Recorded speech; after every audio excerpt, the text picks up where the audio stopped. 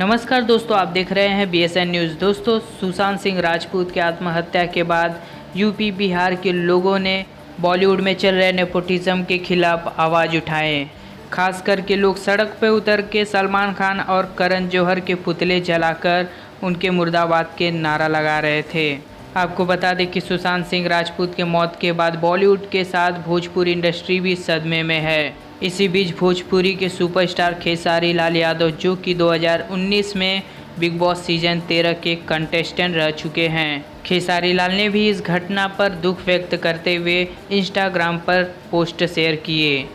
आपको बता दें कि खेसारी लाल यादव बिहार के रहने वाले हैं, तो वहीं सुशांत सिंह राजपूत भी बिहार के ही थे। इस वजह से खेसारी लाल के फैन सुशांत सिंह राजपूत के सपोर्ट में उतरे, जिसके चलते सोशल मीडिया पर खेसारी लाल को बॉलीवुड में जाने की मांग चलने लगी।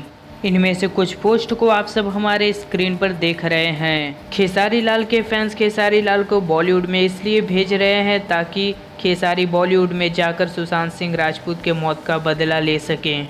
हालांकि अभी तक खेसारी लाल की तरफ से कोई भी प्रतिक्रिया नहीं आई है। लेकिन दोस्तों, क्या आपके हिसाब से खेसारी लाल को बॉलीवुड में जाना चाहिए? हमारे कमेंट बॉक्स में ज़रूर बताएं।